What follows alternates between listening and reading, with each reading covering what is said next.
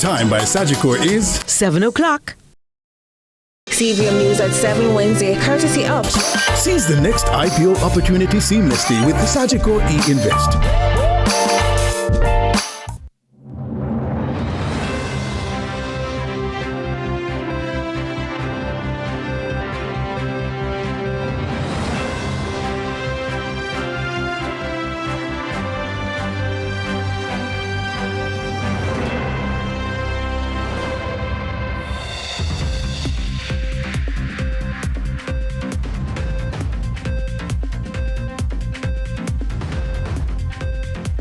Tonight in CVM News at 7, sweeping changes to welcome the new school year at both primary and secondary levels.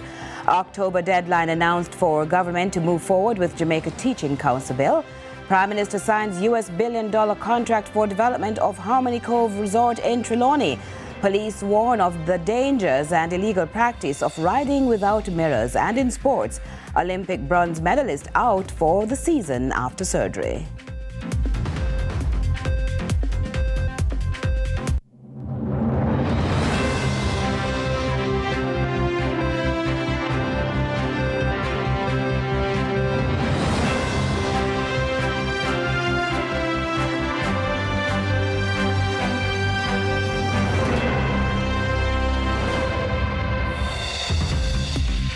Hello from Kingston, Jamaica. This is CVM News at 7 for Wednesday, July 23, 2025. Thanks so much for joining us.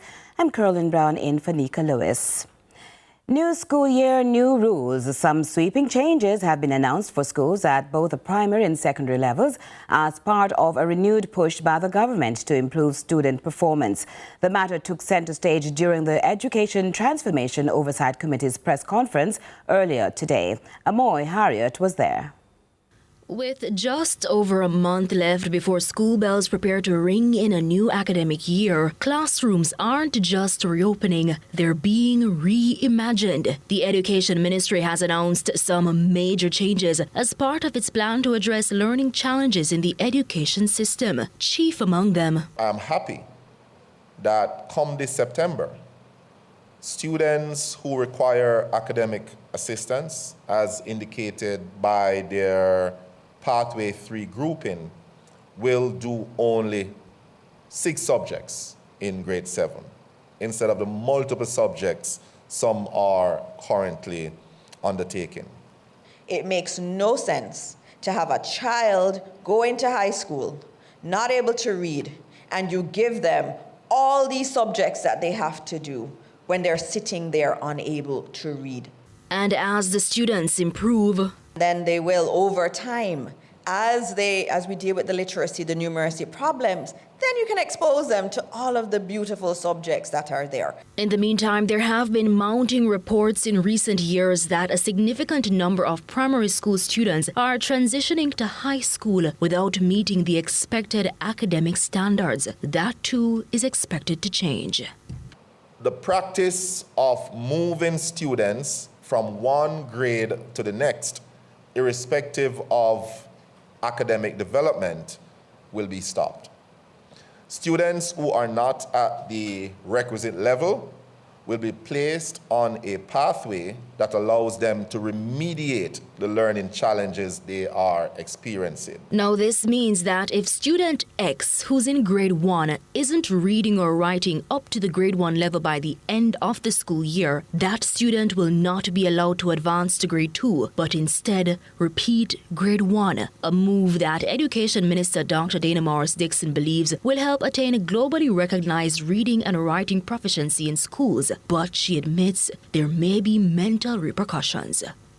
And there will be instances where children may be asked to repeat a grade, and it's important that you work with those children because it can have a real impact on them, and parents have to also be vigilant. That's why the parenting is important. Look at your child. Understand if your child is struggling. Is there a change in their behavior? The minister says dialogue has started with a number of schools and changes are already being made to the respective curricula. Amoy Harriet, CVM News. And to the CVM News follow-up, Education and Youth Minister Dr. Dana Morris-Dixon, we just heard from, has also expressed sadness following the suicide of 15-year-old Knox College student Kishane Stewart in Manchester on Monday. It's alleged the teenager committed the act after learning he would repeat grade 9. Dr. Maurice Dixon says the ministry is putting resources in place to provide mental health support for students. Lawmakers are taking another step toward curbing tobacco use in Jamaica. During a meeting of the Joint Committee reviewing the Tobacco Control Act 2020, Opposition MP Dr. Maurice Guy backed a full ban on cigarettes displays in shops. The committee believes hiding the products will help prevent tobacco use, especially among young people. Senator Dr. Sapphire Longmore also argues the move is justified, noting addiction takes away free choice. The committee's final report is expected soon, but any changes to the law will likely be taken up after the general election. Zoe Grant has more details. The public display of cigarettes in shops may soon be a thing of the past, as lawmakers reviewing the Tobacco Control Act 2020 are pushing for stronger measures to limit exposure to tobacco products, especially among young Jamaicans. At Tuesday's Joint Select Committee meeting, its members unanimously supported banning tobacco advertising, promotion, sponsorship, and the visible display of cigarettes at the point of sale.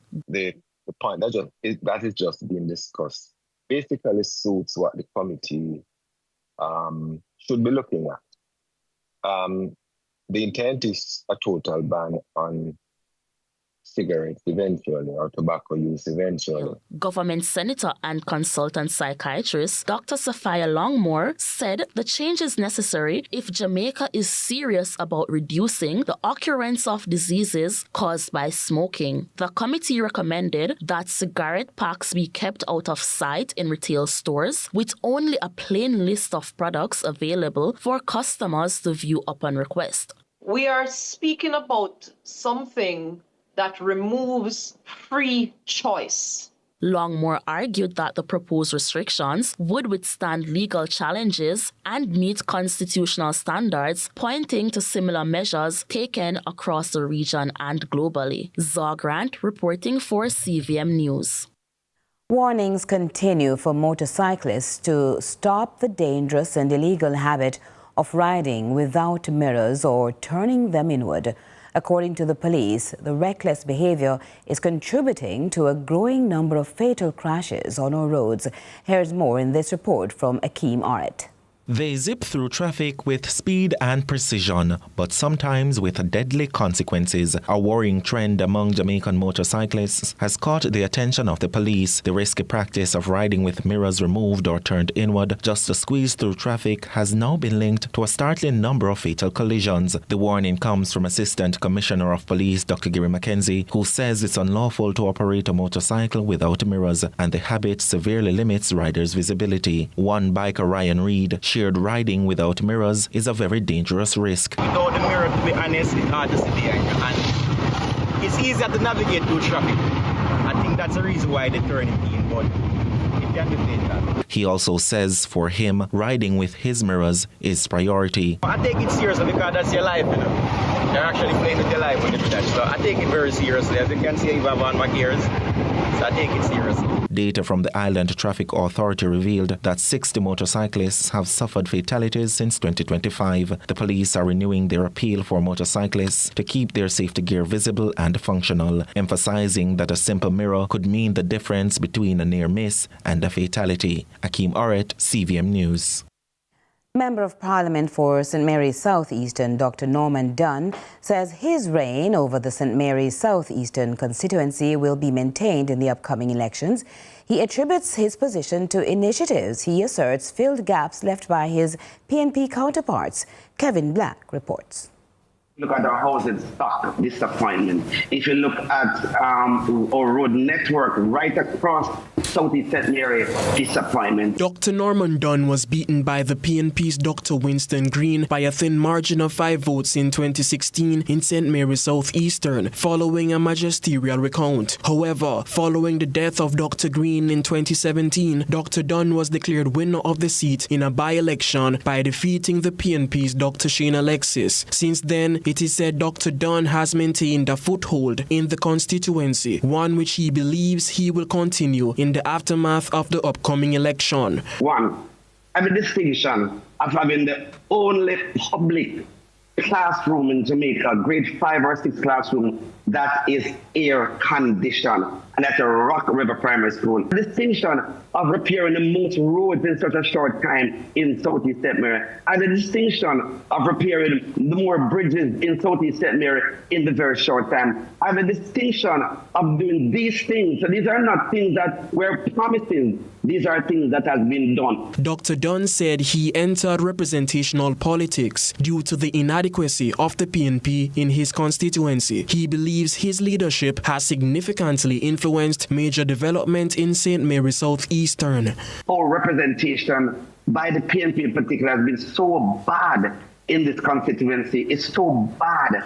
Dr. Dunn also addressed concerns about whether or not his party is effectively rectifying Jamaica's issues. For Southeast St. Mary, my record stands, and I can campaign. As a matter of fact, I'm campaigning on that record. I'm not campaigning on promises. Absolutely not. But on records of achievement. In the parish county election, we still came out significantly ahead of the PNP, and that's a parish county election. Dr. Dunn believes his PNP counterparts stand a poor chance against the Andrew Holness-led JLP administration in the upcoming elections. Kevin Black reporting for CVM News. And People's National Party caretaker for St. Mary's Central, Omar Newell, says his constant support for the constituency will help to retain power in the upcoming elections.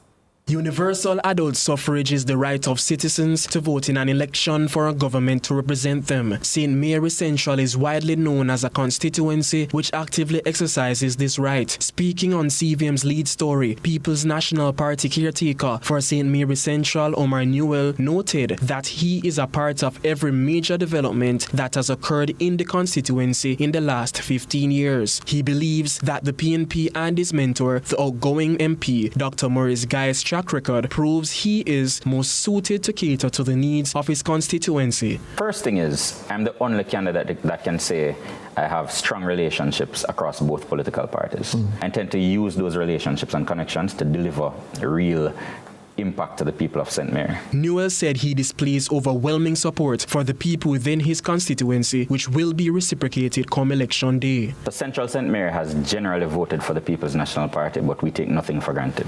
And so we are in a contest as far as my team and I are concerned. People will tell you that I generally support their events. I've been in the constituency doing youth work. I was the director of community services at the National Youth Service. And one of the places I would generally get a lot of calls from is St. Mary because of my antecedents. Newell also outlined some initiatives he implemented for the constituency. A program that I started called the Access to Higher Education Program, where NYS partnered with schools to negotiate down and to pay a part of the tuition so that poor people could go to school for free. Newell has confidence that his supporters will carry his party to victory in the upcoming elections. Kevin Black reporting for CVM News. We will continue with more right after this.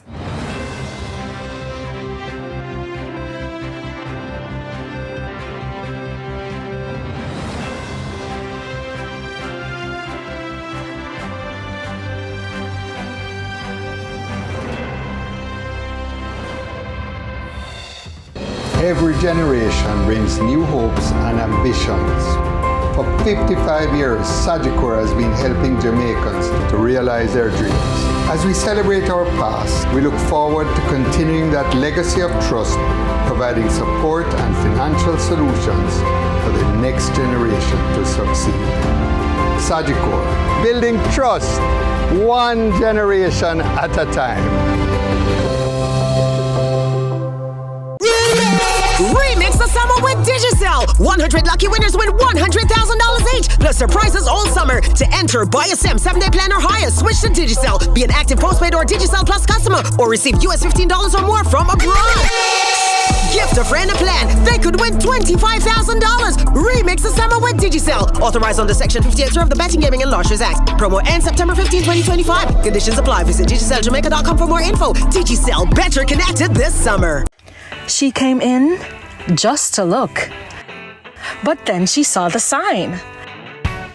50% off everything? No, that's a blessing. Yes, 50% off the entire store from July 25th to the 27th. From curtains to decor, we have everything to refresh your space. Limited time, limited stock, major savings. Faithful Homes Decor. Mall Plaza Halfway Tree, style your space, save in style.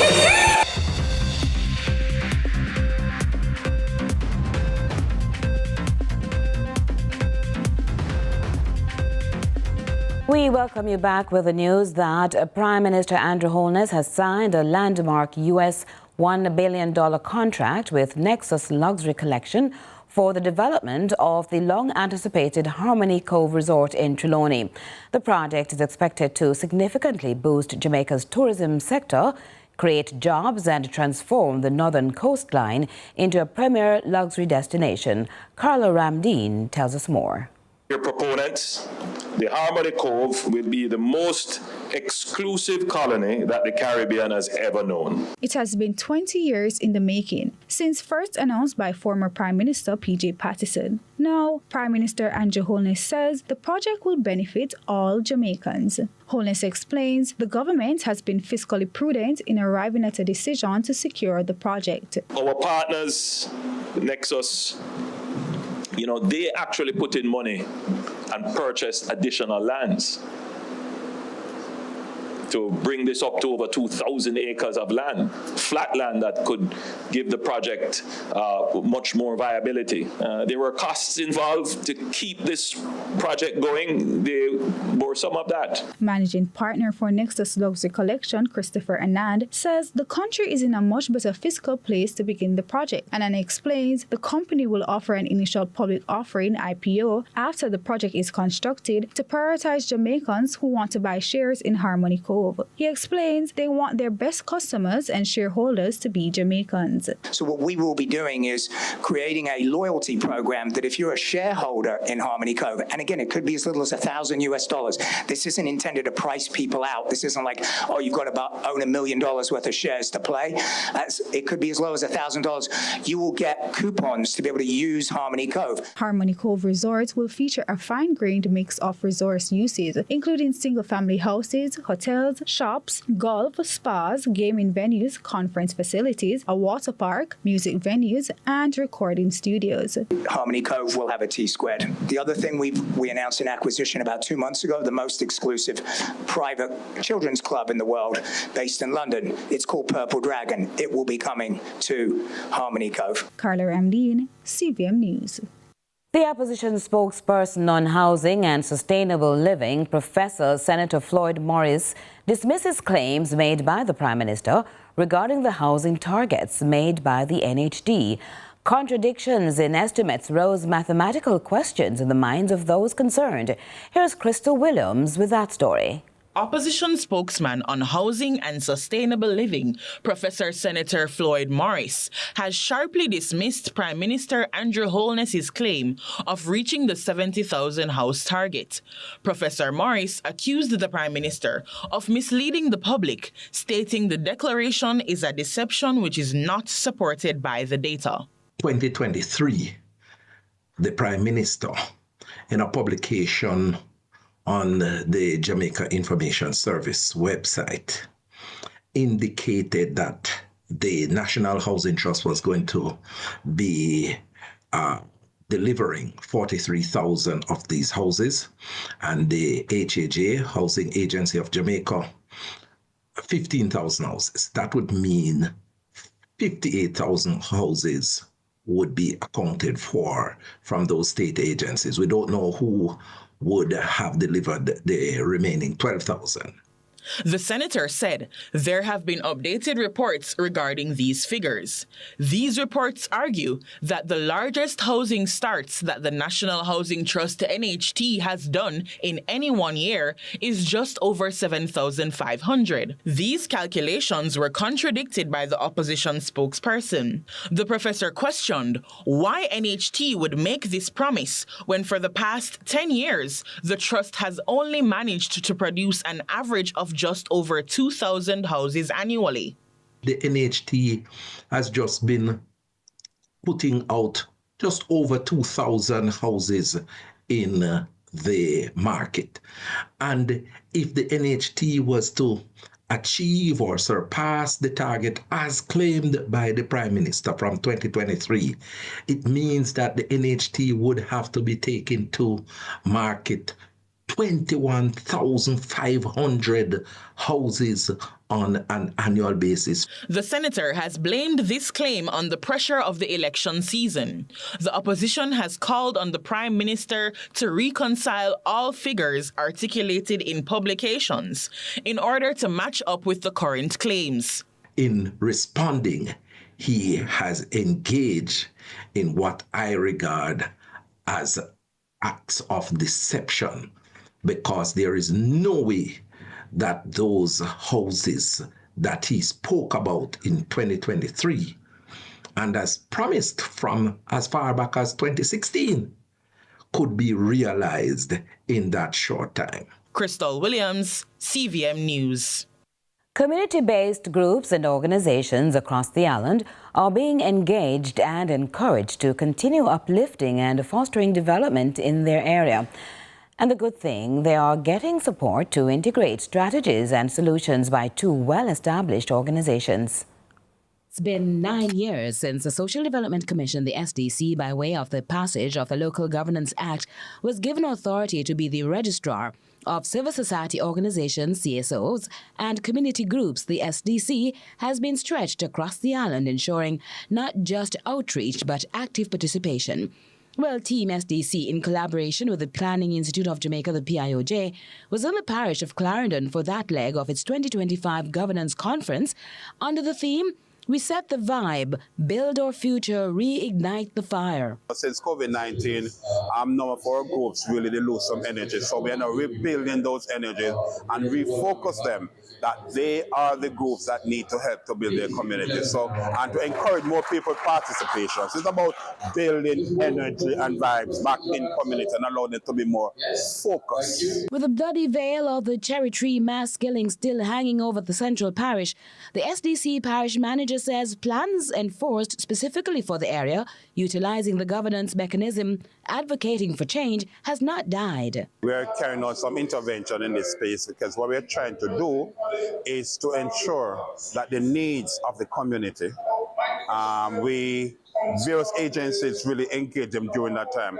And we know carrying out some assessment to determine how impactful those engagement is right now, because we want to know, did these persons get their issues addressed? And if there's a gap, we're going to follow through with that, because you know August 11th is a memorial date coming back. Meanwhile, with network partnership building at the center of the conference, the involvement of the PIOJ and its community renewal program, which has governance as one of its pillars, is major. Major, as pointed out by Programs Manager of the Community Renewal Program, Charles Clayton, to enhancing the delivery of the PIOJ services to volatile and vulnerable communities. Governance is an important issue because it is at the heart of what causes a lot of conflict in community spaces, and it has to do with how decisions are made, how democratic the process is, and how many of the community members participate in decision making. So it is a very essential thematic focus. The Minister of Labour and Social Security, Colonel Charles Jr., who also addressed the approximately 70 community groups represented, describes the event as a partnership with purpose. We hope that this continues to be a productive space where people can ask questions, they'll learn about financial management as well as operational issues, and they will have an opportunity to really question and interrogate the leadership to ensure that they are not only along the right path, but that they can be on an enhanced path. The goal for all of us is not just informing, not just engaging and empowering, but achieving results. Now, ahead of International Self-Care Day, experts are reminding Jamaicans to practice holistic self-care, not just once a year like tomorrow, July 24, but every day. Raymond Morrison has more. The question is, how much attention do you give to yourself beyond the demands of daily life? Health experts say healthcare should be an ongoing priority, not just something to think about once a year. And with International Self-Care Day just hours away, observed annually on July 24, there is renewed focus in making holistic wellness a part of our everyday lives. Herbal medicine practitioner and MPhil candidate in botany Ravika Stevens observes the day with a holistic approach. She notes that Jamaica has a rich history of using herbal medicine, yet many of these plants are often overlooked in modern life. Self-care really refers to, basic practices, but holistic self-care goes beyond those basic practices to encompass a broader and more integrative approach. There are so many overlooked herbs, but a handful for me would include blue vervain, fever grass, it's right there, right outside, asthma weed, hogweed, Spanish needle or beggar sticks, and stinking toe. It's a powerful antifungal, kills parasites, bacteria, and stimulates digestion. With herbs in abundance across the island, Stephen believes that holistic self-care means reconnecting with nature and prioritizing health before illness strikes. Dr. David Pickin, Senior Research Fellow at the Caribbean Center for Research in Bioscience at the University of the West Indies, also weighed in on the conversation, stating that traditional medicines play a vital role in public health and should be protected for future generations. Let's celebrate Jamaica's traditional medicine, blending African, indigenous, Asian and European heritage. Over 70% of Jamaicans use many different types of bush medicines and report how effectively they work. Grown in yards or sourced locally, these plants offer holistic wellness and mostly with minimal side effects. At the University of the West Indies, we are merging tradition with science to help boost Jamaica's natural products industry. Embrace these time-honored remedies for physical and mental health, rooted in our vibrant culture. As the world prepares to observe International Self-Care Day, the message is clear. Your health is in your hands, and sometimes right in our own backyard. Raymond Morrison, CVM News. More CVM News at 7 after this.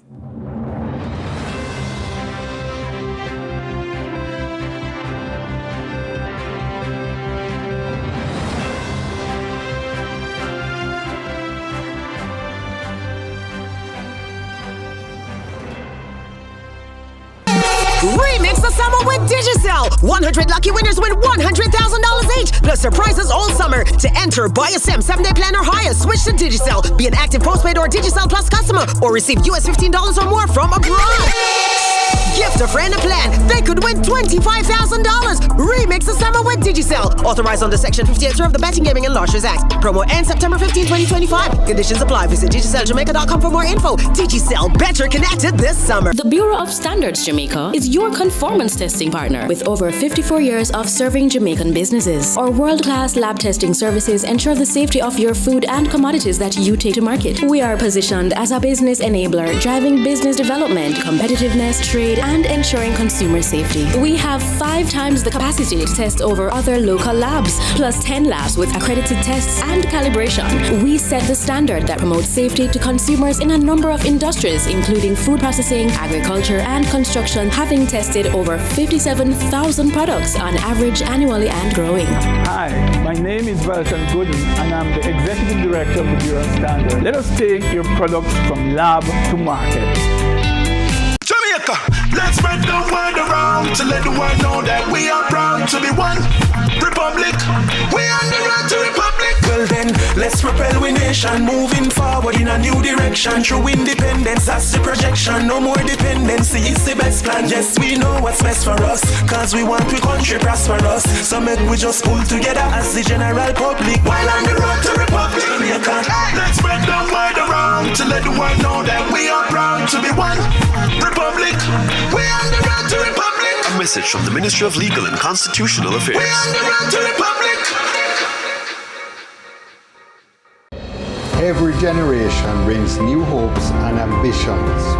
For 55 years, Sagicor has been helping Jamaicans to realize their dreams. As we celebrate our past, we look forward to continuing that legacy of trust, providing support and financial solutions for the next generation to succeed. Sagicor, building trust, one generation at a time.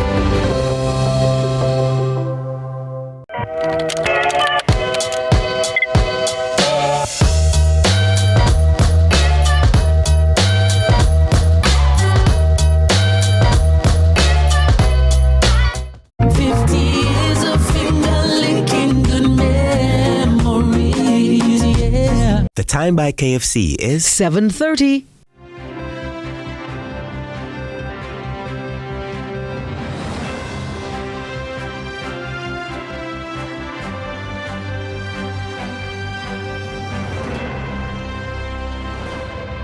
Welcome back. Well, it wasn't the goodbye we anticipated for Andre Russell. Jordan Ford is here. I wonder if he has something to soothe the hearts of Caribbean folks when it comes on to cricket. Well, I wish I did, Caroline. You're absolutely right. Not the send-off Andre Russell wanted in terms of the result, but he did reflect fondly on the crowd support that he got in his final match in West Indies colours, right in front of his home crowd at Sabina Park last night. But he also bemoaned the lack of competitive cricket being played at Sabina Park in recent years. So I'll have more on that. Plus, we're talking about an unfortunate incident for one of Jamaica's premier sprint hurdlers, who is now out for the season through injury. But lots of good news for Jamaican track and field fans. Brian Lavelle now making it 3 Jamaicans in the top 3 fastest in the world, plus Ashanti Moore qualifying, making the entry standard for the World Athletics Championships in Tokyo in September. So I'll have that and lots more in sports. One thing with sports, you always have the good and the not so good. But microcosm of life, right? Yes. All right, see you around later on. We now turn to regional and international news. First up, news elsewhere in the region. In Trinidad and Tobago, garbage collection wars in the city of San Fernando continue to frustrate residents. The issue was once again raised at the corporation's statutory meeting on Wednesday, where the inconsistency in the service was highlighted. Here's more from TTT News. This issue is something that is not just in the Laissez-faire West area. A number of residents throughout the city have been calling the mayor's office, making complaints about the irregularity of the garbage being picked up. Over in St. Lucia,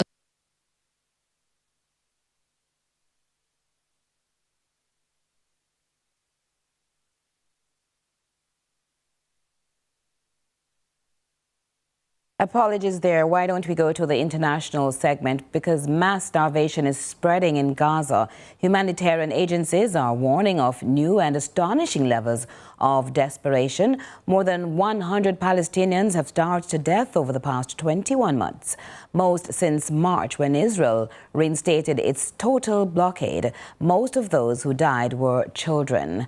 More from Al Jazeera.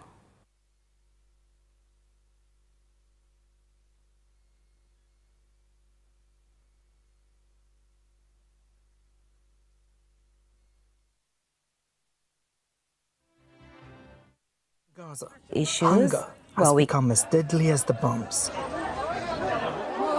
Families are no longer asking for enough. They are asking for anything. According to the World Food Programme, 1 out of every 3 people in Gaza is having to survive without food for days. Ahmed al-Hassanat died today, not from airstrikes, but from starvation. Ahmed was suffering from severe malnutrition. For the past 4 months, Gaza hasn't received enough food. His condition began to deteriorate 3 months ago, and today he passed away. He didn't have access to proper food, clean water, or even basic medicine. Israel is killing us, either with bombs or by starving us. This week alone, more than 20 Palestinians have died from severe malnutrition. Even those who are saving lives are starving. Raja al-Attar is an emergency driver. Despite being hungry himself, he is still responding to calls, still saving lives. We continue our work despite the spreading famine, the severe shortage of food supplies. I haven't had a single meal in the past 2 days. I'm barely holding on. My family is also struggling. They can't access even the most basic necessities. We were forced to flee our home in Deir al-Balah because of the ongoing military operation. Right now I'm sleeping at my workplace because there's nowhere else to go. Journalists, too, are battling to find loaves of bread to keep them on their feet to report on the worsening crisis. Working amid this famine is not just difficult, it's a heavy burden we carry every day to keep reporting. We already spend most of our time in the field, and now that work is made even harder by the constant search for food. In Gaza today, finding even one meal feels like a miracle. Doctors say if food does not reach Palestinians in Gaza soon, worsening famine will kill them in the masses. Even members of the team that filmed this report have not had a proper meal in days. We are reporting this story while living it and searching for food, just like anyone else in Gaza. Tariq Abazoum, Al Jazeera. Wow. Stay with us when we come back. Sports in full.